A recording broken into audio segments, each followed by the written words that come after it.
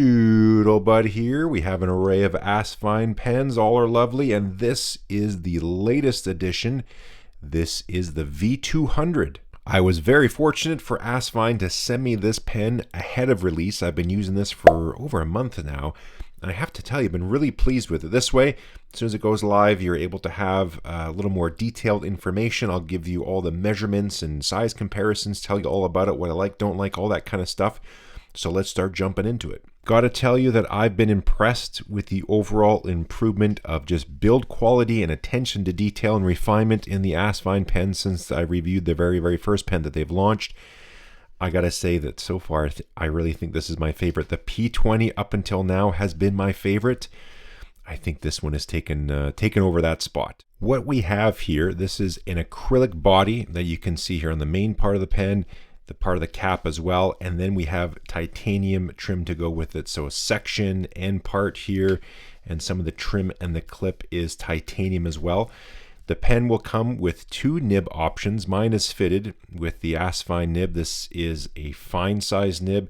Then you can also get a Bock nib as well. You just choose it on the Amazon store that they have. I do have an Asvine over here somewhere with a Bock nib. Let me just show you the difference really quick so you can have a look. This is the P36. So you can see a little bit difference in the profile and just shape and sizing. It appears the Bock nib is a little bit longer. Now, while I have the P36 out, I might as well point out this detail. So when I reviewed this, I said, hey, the pen's really good, but I just thought that these threads were a little bit sharp. They've improved that on the V200, and it could just been my pen, but when I checked underneath a loop, there was just a little bit of a burr. So the thread is an Acme profile, so let me just draw it for you. Sort of looks like this. If you zoom up close, so we got some bit of an angle here on the edge, so it's a flat top. And on the P36, there's a little bit of a burr here and here. On the V200, that is all smoothed out, and you just really don't feel these threads at all. They're quite nice. So I like that little detail. As you can see, we have a bit of an hourglass here to the section. It's quite comfortable. It's not slick or slippery. That kind of gets you in a good spot. And if you're a high gripper or a low gripper, I think it's going to be good for everybody. The V on their pen stand for vac filler. That's what this is. If it's a P, it's a piston filler. Now I'm getting ink everywhere, and it holds a good amount of ink. I haven't done a volume test to know how much it is. I just essentially got the pen, checked it out, everything looked good, inked it up, and have been writing with it, and I've just really been enjoying the pen. As you can see, the back of the vac filler, new little kind of design feature on here, which looks quite nice. It fits quite nice with the pen. Everything is a little more square compared to some of the other models, which is a little bit more round or pointy. This is more of a blocky kind of square finish to it. So I think just overall, just the general looks of the pen I like. I find green ink is one of my favorites to use on a pen like this. I just find green ink looks great in a clear acrylic type pen. But obviously what you do, I'm going to clean the pen out, so we'll do a volume measurement on here, but you just pop off your cap, pull your rod, put it in your ink, fill it, and away you go. And we do have some O-rings on the back. Now that does mean the cap posts, and it goes on quite secure. There's some good friction you get from that, so you can see how the O-rings are nicely compressed. This is not going anywhere, but it makes for our gargantuan length pen. It does back weight it a bit, but it's not crazy because it is fairly light, but I don't write with the pen posted like that. Now, if you do, you can also be turning, you're going to notice that. You're not going to accidentally fill the pen or evacuate all the ink in there, but it's on there quite firm. Oh, there goes one of the O-rings. I pushed it on really hard for the video. They pop on. If it does pop off, that's the first time it's happened to me. But mainly just because I just don't post it. You have plenty of length here, good size pen. I have a good size hand, and it's plenty comfortable. The clip, it's nice little bit of springiness to it. It's not too firm, not too soft. Fits on there quite well.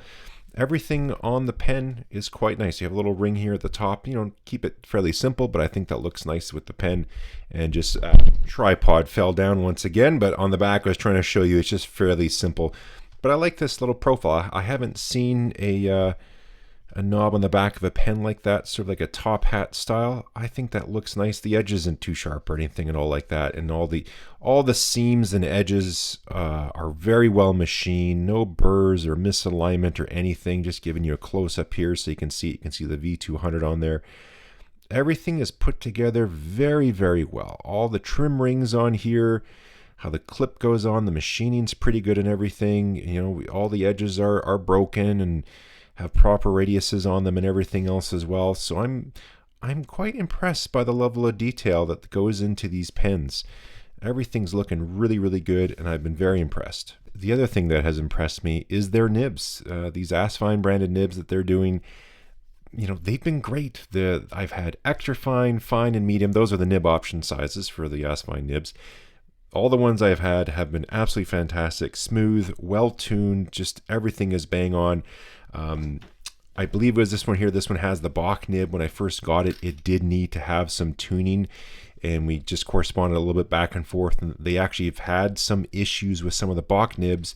They said for this new version, the V200, they will be doing some adjustments to the Bock nib. So if you want to get a Bock nib, it will be available. They will be adjusting them before it gets sent off to you to ensure proper ink flow, which is quite nice. With regard to pricing, I asked, because I don't have the pricing information while I'm shooting this video. I'm shooting this before the release date. They said the V200 with the Asvine nib will be going for $47. If you get a Bock nib instead, it's $10 more, so that will be $57. Of course, check everything on the link below. There'll be a link to their Amazon store that will have all the accurate and up-to-date pricing. Let's get some measurements and details going here. So we got 39 grams with the reasonably full fill. I've used to maybe put half the ink that's in there, so somewhere around there, 39 grams or so.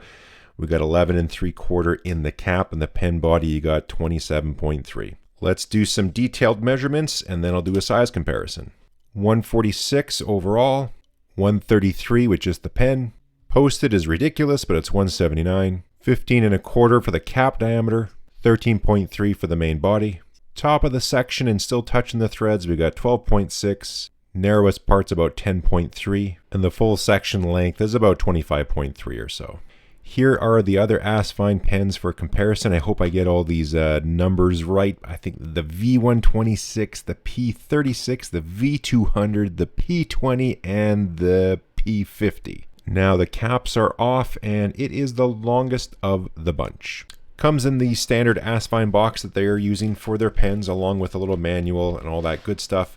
On top of that comes with the little wrench. So I believe this works across the board on their pens. I'm actually going to take this thing apart. I want to give it a cleaning and do that ink measurement. This thing's due for cleaning as well. So I figured let's take them both apart because they're both vac fillers. I'm just curious to see what some of the differences are. Actually, hold that thought. While I got the ink in it, I might as well do the writing sample, then we'll start taking it apart.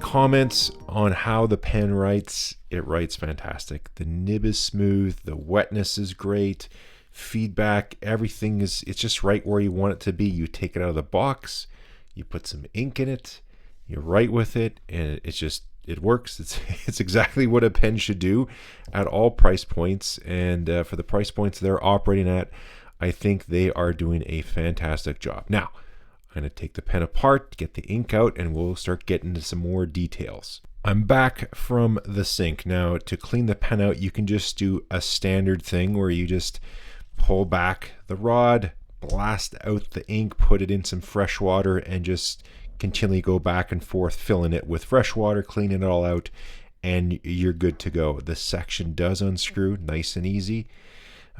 Please observe there are a few O-rings on here, so upon reassembly I would recommend a little dab of silicone grease. If you have a TWSBI Eco, that little bottle of grease they supply is the ticket to use, or you can also buy some other silicone grease. Just put a little dab on there sparingly. You don't need too much. And then also while you're at it, you can put a little bit here in the barrel. So what I would do is just take a cotton swab or even like a little paper clip I'll use sometimes and just put a little dab on the inside, run the piston up and down, you're good to go. This, by the way, does have a lovely vac filler sound, which obviously means we have quite a very nice seal in there. Now the tool is supplied, and for normal operation, you don't really need to do this. Just cleaning it out, servicing it is more than enough. I'm only going to do this here for the video, but I wouldn't recommend doing this all the time. Anytime you do this, you do run the risk of running into an issue. So you have a few different cutouts here on here. Your instinct might be to do this. That's the wrong one. You go to the cutout that fits here on the back, and I always recommend turning the body instead of the tool. I'm not sure if this is right-handed or left-handed. It's tight. Let me see. Tried it off camera, and actually the tool was sort of jumping on the flat spot here on the back. Now this is on here really tight. I would not recommend doing this. You don't need to do this, but just to show you the bits, I'm going to do it here. You could very well risk breaking your pen, and there's just no benefit in taking the pen apart like this. It just don't do what Johnny Don't does, as if you remember from The Simpsons here. But so here's the assembly here. I'm going to take apart the V126 I have over here. I'm just curious if there's some differences. As far as I can tell, everything on here seems virtually identical to the V126, so I don't see really any changes in parts other than just the trim rings. But yeah, same operation, same internals as the V126. I pointed this out on the V126, these threads here at the back, so when you screw down the back cap, just noticing a little bit of wear and material buildup on these threads. So I was a little curious over extended use if those could potentially get stripped. The setup on the V200 is a little bit different. We have a black plastic piece that's in there, but I do notice, I don't know if the camera is going to pick it up. Maybe I can adjust the contrast afterwards in the post edit, but it is getting, a little bit chewy down in there as well. I did notice a little bit of buildup of some material on these threads here too. So again, I am curious how that's going to hold up over time. It's been fine for me, but again, I've only been having the pen for a month or so. So maybe if you have a little bit of grease, it will just help a little bit. But again, if the thread's too aggressive, yeah, I'm not sure how that will hold up over time. At least something to look into. So the pens are all back together. Again, I do not recommend taking the whole vacuum filler system out. Removing the section is more than adequate to really get a good clean on the pen. I did have a viewer ask me about the Asvine and the Bock nib units and swappability.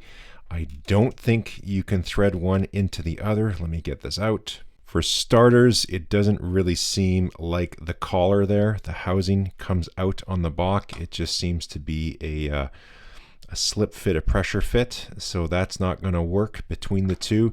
If I put the housing back in, I'll see if I can pull out the Asvine nib and feed and replace a Bock, but I'm fairly certain that you can't, or else, you could just interchange them and they wouldn't really specify which one is which. Yeah, that is a no-go. The Bock nib and feed into the Asvine housing is a no-go, which is sort of what I was expecting anyways. So to the viewer who was asking about that, now you know. Lastly, I was going to check out ink capacity. I should have done this when the pen was inked, but I also realized I haven't done the thumbnail yet.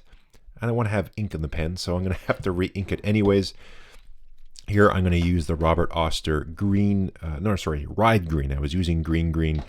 Now I will use the Ride Green. Actually, I'll keep it in here just to keep things stable. These are just little Robert Oster ink bottle holders I've done with my 3D printer. So let's check the pen. Let's tear that just empty. Curious what it pulls in, so let's just tear that. Okay, so that's it. Let's see how much ink this holds. So that's how much you're getting with just one pump. I'll try two and then we'll superfill. So about 1.2 milliliters. Let's do this one more time. Second pump, we're getting the same thing.